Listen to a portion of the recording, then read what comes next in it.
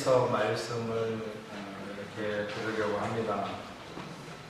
별일이 없는 한 히브리서를 앞에서부터 차근차근 우리가 같이 하나님의 말씀으로 듣도록 하겠습니다.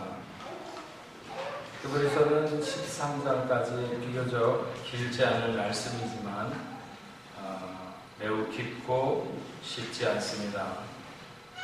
쉽지 않다고 하는 것은 집중하지 않으면 길을 잃는다는 것입니다. 그렇게만 되지 않는다면 우리는 풍성한 은혜를 히브리서를 통해서 누리게 될 것입니다.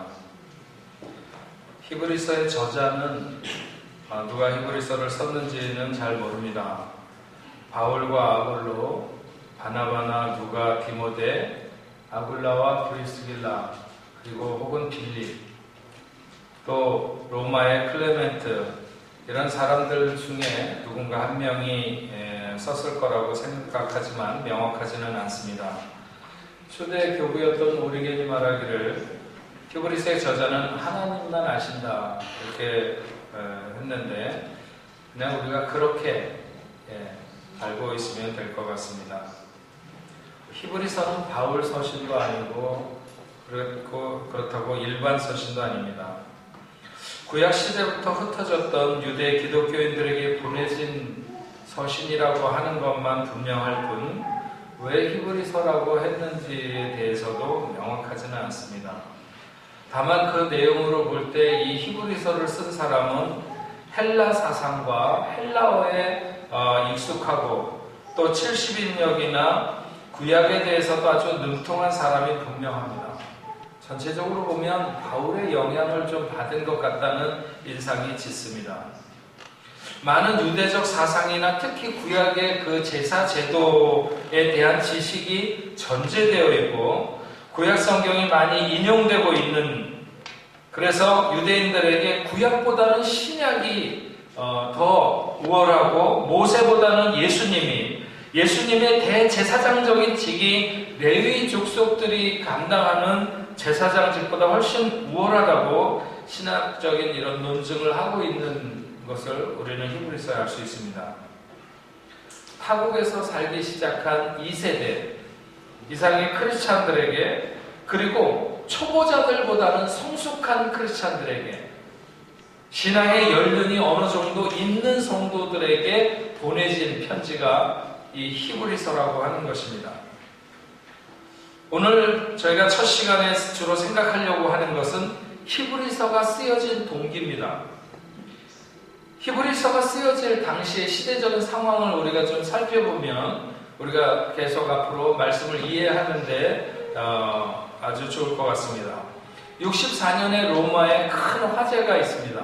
우리도 잘 알고 있는데 로마가 잿더미로 바뀔 만한 그런 큰 화재죠. 이런 큰 화재가 일어나자 당시 황제였던 네로는 집을 잃은 사람들에게 임시 숙소를 마련해주고 또 타도시의 곡물들을 사들여서 더 싼 가격으로 이렇게 사람들에게 주는 정책을 세웠습니다. 그렇게 했지만 사람들의 분노는 쉽게 가라앉지 않았습니다. 그들의 황제가 그 화재를 일으킨 장본인이라고 하는 것을 사람들이 알고 있었기 때문입니다. 네로는 불타는 로마 도성을 바라보면서 고대 도시 트로이에 대한 노래를 불렀고 그 불나는 것을 축하했다는, 참화를 축하했다는 소문이 끊이질 않았습니다. 이런 소문을 잠재우고 관심을 다른 곳으로 돌리기 위해서 네로는 제국의 병사들에게 화재의 주범은 기독교인들이다 이렇게 소문을 내도록 했고 그 기독교인들을 잡아들여가지고 핍박하도록 명령을 내렸습니다. 네로는 AD 54년에 황제에 오르게 되는데 그가 완전히 정신병적인 환자 같은 이런 모습을 나타내기 전까지 한 5년간은 비교적 괜찮았습니다. 그는 로마에 새롭게 건축될 황금의 집에 대한 욕심을 가지고 화재를 일으키게 됩니다. 역사가 타키투스는 말하기를 이 소문을 막기 위해서 네로는 희생양을 만들어내야 했고 아주 정교하게 계획을 짜서 당시에 이런저런 소문에 휩싸여 있던 기독교인들 그들을 벌하는 것으로 사용했습니다. 히브리서 내용에 보게 되면 성도들이 박해받고 있는 형편을 언급하는데 이는 네로가 박해했을 때 이 박해를 받은 것이라고 생각되고, 그래서 히브리서는 네로 황제의 박해로부터 예루살렘 성전이 파괴되는 사이, 예루살렘 성전이 75년인가 이렇게 파괴되죠. 그때 사이에 쓰여진 것으로 보여집니다. 10장 32절에서 36절, 오늘 우리가 읽은 말씀 중에 다시 한번 읽어보면 이렇게 말씀하고 있습니다.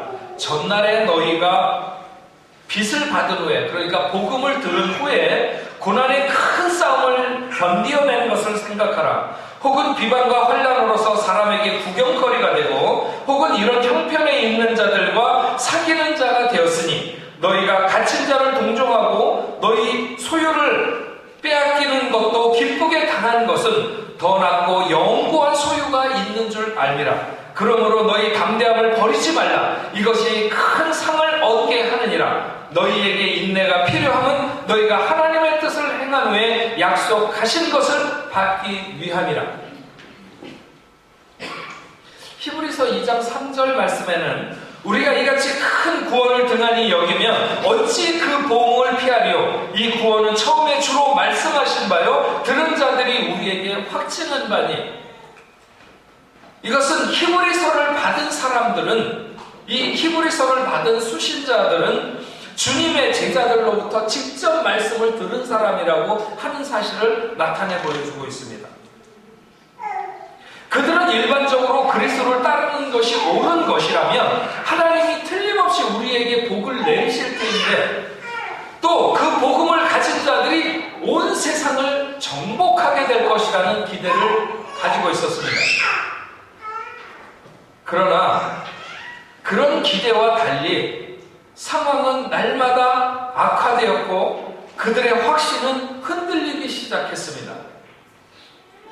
그 중에서도 그들에게 쉽게 떨쳐버릴 수 없는 한 가지 생각이 있었는데, 그것은 우리가 성전과 성소를 버리고 제사 제도를 폐기하는 데서 오는 저주와 진노가 우리에게 임하는 것이 아닌가 하는, 지극히 유대인적인, 그들은 유대인이며 기독교인이었으니까 자기네들이 유대인으로서 그렇게 성전과 성소를 버리고 제사의 제도를 폐기한 것들에 대한 저주가 자기들에게 임하는 것이 아닌가 하는 생각에 사로잡히게 된 것입니다.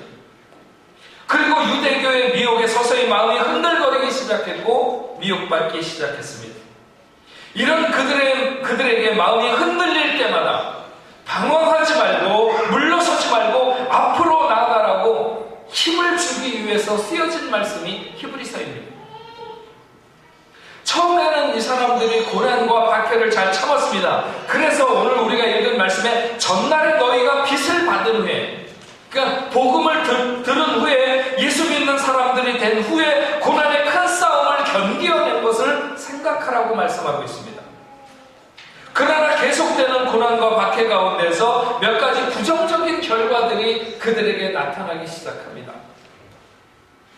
저는 이 히브리서가 쓰여진 동기를 공부하면서 오늘 이 시대 우리에게도 동일하게 이런 이유로 이 말씀이 들려져야 된다고 생각을 합니다. 그 부정적인 결과들의 첫째는 믿음과 확신과 열심이 약해지면서 하나님을 불신하게 되는 것입니다.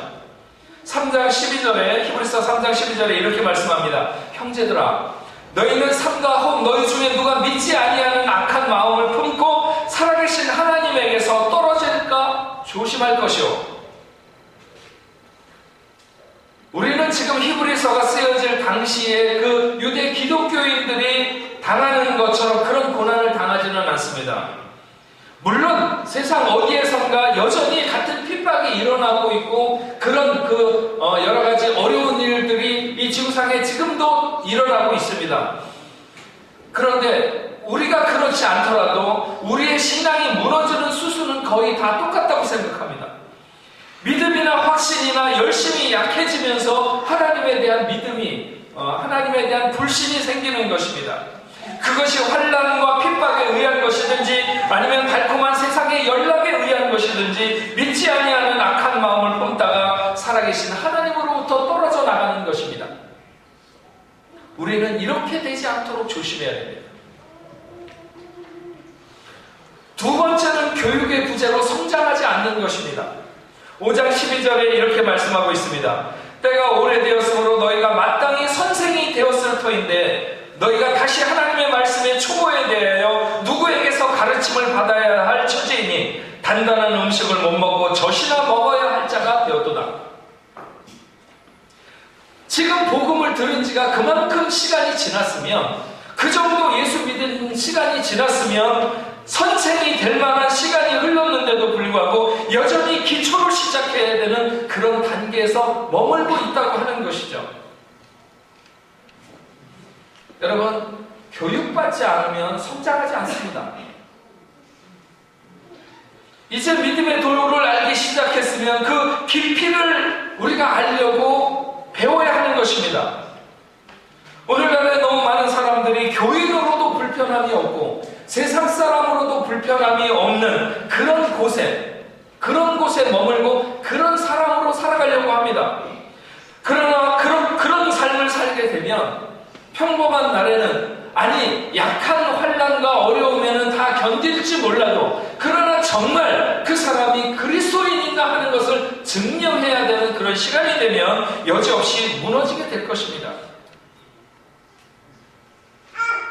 이번 새생명 10기에 10분이 공부를 시작하셨다고 하는데 정말 잘하신 일이라고 생각합니다. 요즘 제가 가끔 얘기하지만 요즘은 하루에 2시간 책을 읽지 않으면 문맹이 된다고 그러죠. 글을 모르는 사람을 우리가 문맹이라고 그러는데 하루에 2시간씩 책을 읽지 않으면 문맹이 된다고 그래요. 저도 참 요즘에 굉장히 걱정해요. 제가 어떨 때는 너무 책을 이렇게 뭐라 그럴까요? 여러 가지 책을, 그게 소설책이든지 뭐든지 너무 여러 가지를 한번 한국에 갔다 올 때는 정말 제 키높이만큼은 사왔습니다. 예전에 반드시. 그러면 그거를 싸놓고 그게 다 없어질 때까지 하여튼 이렇게 보고 치우는 게 굉장히 좋았는데, 요즘에 제가 보니까 이제 사무실에서 성경이나 이런 설교 준비하거나 이런 거 말고 그냥 소설책 같은 거, 그걸 한 권을 이렇게 두는데요. 500페이지짜리 하나를 읽는데 보니까 제가 책을 읽을 때마다 이렇게 읽다가 놓을 때 이렇게 접거든요. 끝을 항상 이렇게 접는데, 그 책을 다 읽으면서 보니까 제가 접은 게 너무 많은 거예요. 접은 게.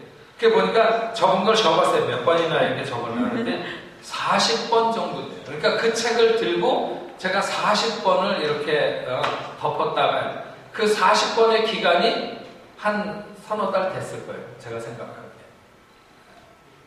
옛날에는 그런 거 한 2번 내지 3번 정도 접으면 다 읽었습니다. 그렇기 전에는 한번 이렇게 잡으면 잘 안 났는데, 지금은 서너 달 동안에, 그리고 자꾸 단편적인 거, 인터넷을 통해서 뭘 안다거나 이런, 저 스스로도 굉장히 이런 것들이 너무 안타깝고 막 싫어요. 그래서 요즘 조금 다시 책을 좀 더 보려고 노력을 하고 있습니다. 교육받는 것을 멈추면 퇴행하게 됩니다. 요즘 보면요, 교회 안에서 목사가 믿지 않는 사람들 대해야 되는 성도들이 너무 많아요. 이미 교회 나온 지 오래된 사람인데도 불구하고 저 사람이 혹시 불면 날아가지 않을까, 혹시 뭐 하면 삐치지 않을까, 교회 안 나오지는 않을까, 이래서 마치 어제 교회 처음 나온 사람처럼 대해야 되는 사람들이 너무 많아요. 직분자들 중에서도. 제가 잘 못 가르치는 탓이기도 하지만 막 열이 받아서 막 넘어갈 것 같아요. 혼자 그런 거 생각을 하다 보면 막 화가 나가지고.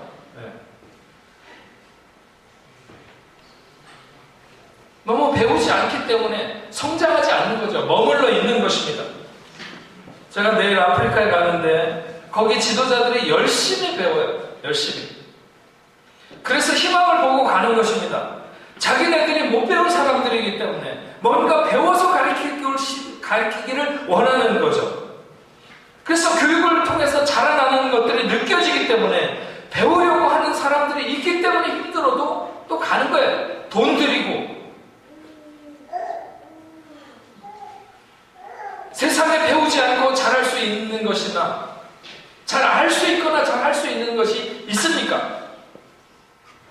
우리는 가장 중요한 것, 이 세상에 있어서 우리가 신앙생활하는 것보다 중요한 게 없는데 시시껄렁한 것들, 골프를 친다거나 뭐 테니스를 한다거나 아니면 이런저런 것을 배운다거나 이런 건 다 전문가한테 열심히 배워야 되고 잘하려고 폼도 좋으려고 많이 노력하면서 세상에 가장 중요한 우리 신앙생활 하는 것은 그냥 뭐 우리나라에서 처삼촌 뭐라고 그러죠?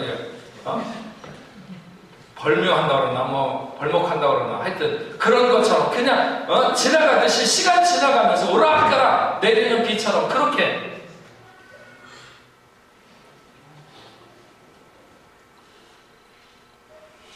가장 중요한 것이기 때문에 우리가 가장 열심을 내야 되고 힘을 쏟아야 되지 않겠습니까? 세 번째는 공적 예배에 무성의가 나타난다는 것입니다. 10장 5절에 이렇게 말씀합니다. 모이기를 패하는 어떤 사람들의 습관과 같이 하지 말고 오직 권하여 그날이 가까움을 볼수록 더욱 그리하자.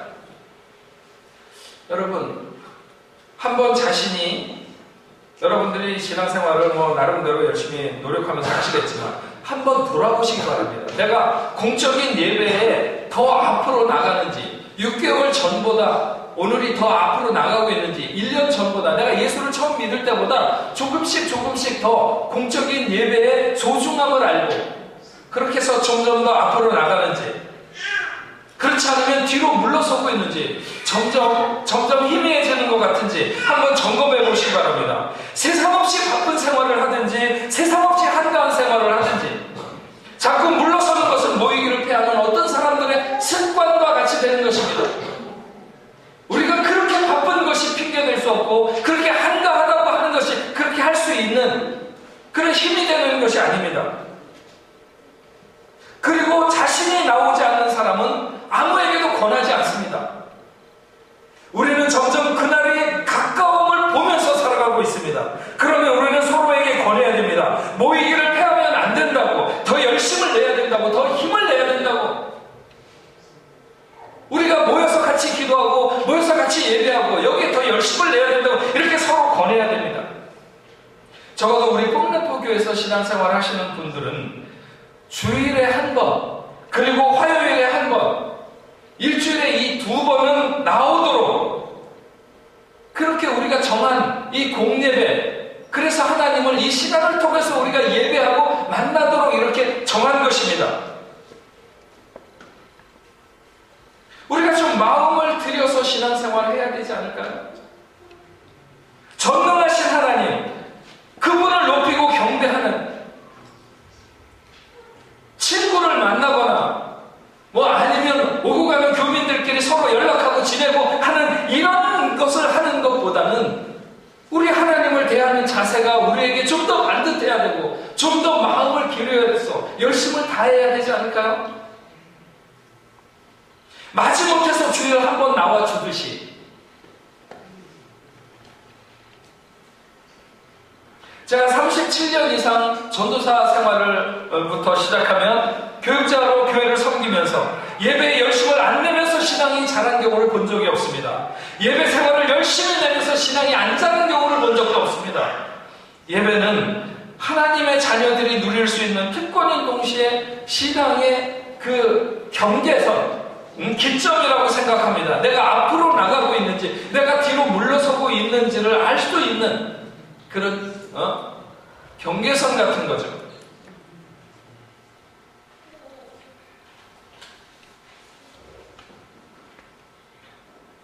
네 번째로는 기도를 소홀하게 만듭니다.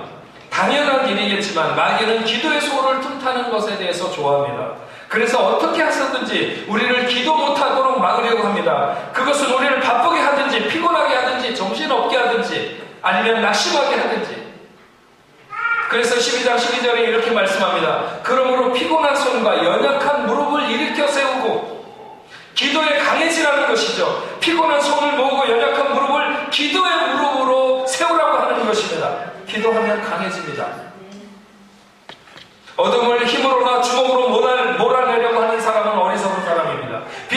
어둠은 빛으로만 물러가게 할 수 있습니다. 기도는 우리도 행할 수 있는 일을 행하게 하는 것이 아닙니다. 기도가 아니면 안 되는 일이 있기 때문에 하나님은 우리에게 기도하라고 하셨고 우리는 기도해야 되는 것입니다. 기도가 멈추면 신앙은 녹슬게 되어 있습니다. 기도 없이 하나님의 뜻을 아는 것은 가능하지 않습니다. 기도 없이 하나님의 뜻을 행하는 것은 더더욱 불가능합니다. 기도가 멈추는 곳에서 그리스도인은 더 이상 능력이 나타나지 않습니다. 기도에 힘을 내는 그런 저와 여러분들 될 수 있기를 바랍니다. 다섯 번째는 불건전한 교리에 미혹되는 것이죠. 교회의 정통성을 흔들고 말씀의 의미를 혼란스럽게 하는 오늘날에 너무 이상한 사상들이 교회의 교훈으로 흘러들고 있습니다. 사람들만 많이 모이면 무엇을 해도 좋고 사람들만 좋아하면 무엇을 해도 괜찮은 철저하게 인본주의로 흐르는 시대의 한복판에서 우리들이 살아가고 있습니다. 그러나 오늘 13장 9절 말씀에 이렇게 말합니다. 여러 가지 다른 교훈에 끌리지 말라. 마음은 은혜로서 굳게 함이 아름답고 음식으로서 할 것이 아니니 음식으로 말미암아 행하는 자는 유익을 얻지 못할 것이니라. 여러 가지 다른 교훈들이 너무 말씀을 어지럽히고 교회를 어지럽힙니다. 하나님의 은혜에 붙어있는 하나님의 은혜 아래 있는 그 마음을 굳게 하는 것이 중요하지 정결한 음식이든지 부정한 음식이든지 그런 것이 어떻게 되었다고 하는 것이 오늘 우리의 신앙의 본질을 가르는 것이 아니라고 하는 것입니다. 여러 가지 다른 교훈에 너무 끌려다니지 마시기 바랍니다. 저는 이 여러 가지 다른 교훈에 끌리지 말라. 끈다는 거죠. 어느 쪽에서 끄는 쪽이 있는 것이고 거기에 끌려간다는 건데 그렇게 끌리지 말라는 거예요.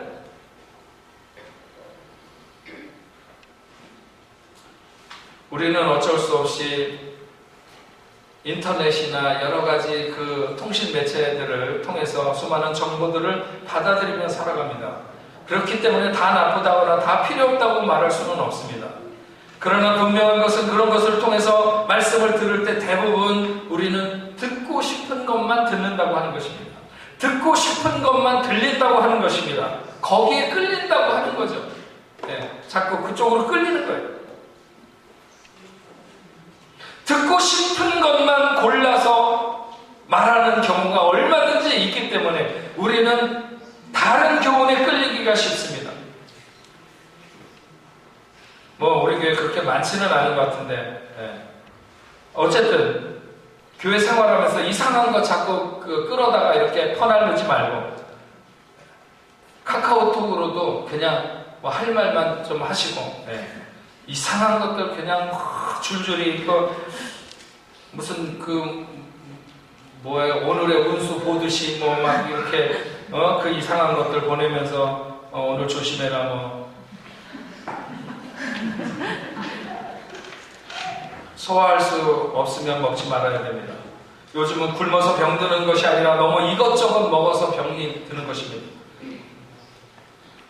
다른 교훈의 마음을 어지럽히지 않기를 바랍니다.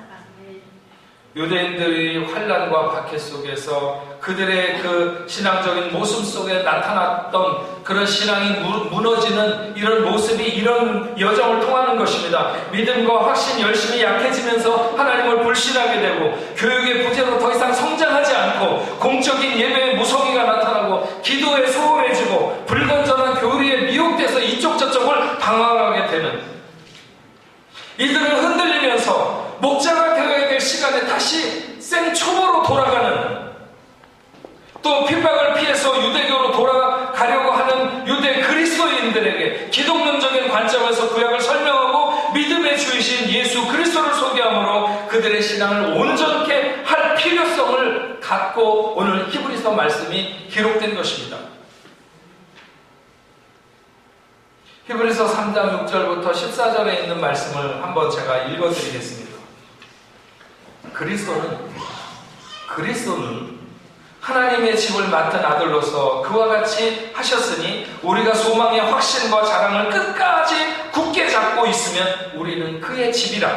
그러므로 성령이 이르신 바와 같이 오늘 너희가 그의 음성을 듣거든 광야에서 시험하시던 날에 거역하던 것 같이 너희 마음을 완고하게 하지 말라. 거기서 너희 열조가 나를 시험하여 증언하고 40년 동안 나의 행사를 보았느니라.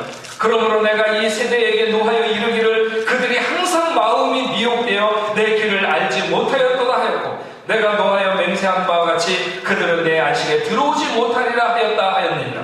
형제들아 너희는 삼가 너희 중에 누가 믿지 아니하는 악한 마음을 품고 살아계신 하나님에게서 떨어질까 조심할 것이요 오직 오늘이라 일컫는 동안에 매일 피차 권면하여 너희 중에 누구든지 죄의 유혹으로 완고하게 되지 않도록 하라. 우리가 시작할 때 확실한 것을 끝까지 잡고 있으면 그리스도와 함께 참여한 자가 되리라.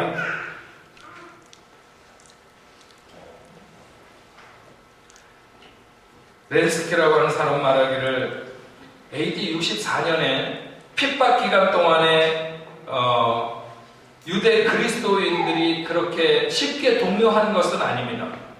그러나 그들의 영적인 지도자였던 바울이 죽고 또 베드로가 죽고 난 뒤에 기독교가 영원히 불법적인 범죄 집단으로 낙인이 찍히고 그래서 그들에게 용기를 북돋아줄 그런 사도들이 없는 까닭에 이 유대 그리스도인들 가운데 어떤 사람들이 믿음이 약해지고 무너지기 시작했습니다. 또 유대교로 돌아오라는 외침이 높아지고 만약 그들이 유대교 회당으로 돌아오기만 하면 그들은 다른 회당에 속한 자와 같이 안전하게 될 수 있는데 그것은 유대교가 당시 로마 제국에 속해 있는 모든 지역에서 그 영토 안에서 합법적으로 인정되는 종교였기 때문에 그들은 그냥 다시 그 자리로 돌아가기만 하면 아무런 신변이든지 아니면 생활하는데 아무런 문제가 없었던 것입니다. 그래서 유대교에 있는 사람들은 유대교로 돌아오라고 그들을 손짓하고 예수를 믿는 기독교인으로 남아있는 데는 수도 없는 핍박과 어려움이 있어서 사람들이 흔들리기 시작한 것입니다. 아더 핑크라고 하는 사람은 신학자는 말하기를 예수님의 재림이 급박할 것으로 기대했다가 30년이 지났는데도 그리스도가 다시 오지 않으므로 실망한 자들이 용기가 꺾이고 낙담한 자들이 속출되었다는 것입니다. 이들의 믿음을 강화시키고 그리스도를 더욱더 공급해야 될 필요가 있어서 오늘 이 히브리서가 기록되게 되었는데 오늘 이 시대에 우리 하나님을 믿는다고 하면서 자꾸 하나님에 대한 열심 하나님에 대한 믿음이 퇴행하는 이 시대에 다시 한번 들려줘서 우리들의 마음으로 하여금 불타게 하며 뒤로 물러서지 아니하고 오히려 전진하게 하며 조금 아까 제가 찬송할 때요 여러분 두 번째 찬송할 때 어땠습니까? 더 힘이 있지 않아요? 각자가 조금만 더 마음을 쏟아서 이렇게 찬양하면 저는 우리들끼리 예수 오래 믿은 사람들끼리 그냥 찬양하면 조용조용 찬양해도 좋습니다. 그냥 뭐 소리가 잘 들리든 만약에 처음 예수를 믿는 초신자가 와서 있을 때 이 사람들이 다 뭐 하는 걸까? 전혀 성의도 없이 전혀 열의도 없이 과연 이게 하나님을 예배하는 것인가? 그러나 사람이 적어도 뭔가 사람들에게 서려있는 기운이 느껴지고 하나님을 향해서 나아가는 그 자세가 분명할 때 그때는 다른 거죠. 아, 여기는 사람이 적게 있어도 뭔가 있구나. 이 사람들 속에는 뭔가 있구나. 아까 여러분들이 그렇게 찬양했는데 소리를 거기다 배쯤 더 크게 해서 찬양을 했다고 쳐보세요. 사람들이 다 이 교회는 한 번이라도 교회를 가본 사람은 이 교회는 달라. 뭔가 사람은 적은 것 같은데 한 사람 한 사람들이 다 하나님을 향해서 그 열정이 살아있다고 느낄 때 이런 것들이 우리가 뒤로 물러나지 않고 앞으로 전진하는 거라고 생각을 합니다. 전능하신 하나님, 천지의 주제가 되시는 그 하나님을 섬기는 사람으로 우리가 조금 더 자세를 새롭게 하면서 우리의 그리스도는 영광으로 들어가셨습니다. 그분을 따라 우리도 지성소 보좌 앞으로 나가야 됩니다. 뒤로 물러나지 말고 휘장 안으로 지성소 안으로 들어가 영광의 하나님을 배우는 자리까지 멈추지 않고 가야 될 줄로 믿습니다. 믿음, 확신, 열심 이러면서 점점 더 약해지는 것을 시대적인 현상으로 나를 그냥 두지 말고, 그렇게 되면 결국 하나님을 불신하게 되고 살아계신 하나님으로부터 떠나게 된다고 하는 것입니다. 좀 더 열심히 배워서 우리의 신앙이 멈추지 않고 성장되도록 해야 되며, 공적 예배에 더 열정을 드리고 더 마음을 쏟고 더 힘을 들여서 우리가 예배하도록 해야 되며, 기도에 힘쓰고, 그리고 불건전한 교리나 이런 교훈들에게 멀리에서 우리를 말씀으로부터 정결하게 지키며 하나님 앞에 좀 더 담대히 나갈 수 있는 우리 봄내포교회 성도 여러분 되시기를 주님의 이름으로 축원합니다.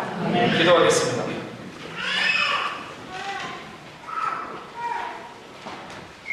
주님,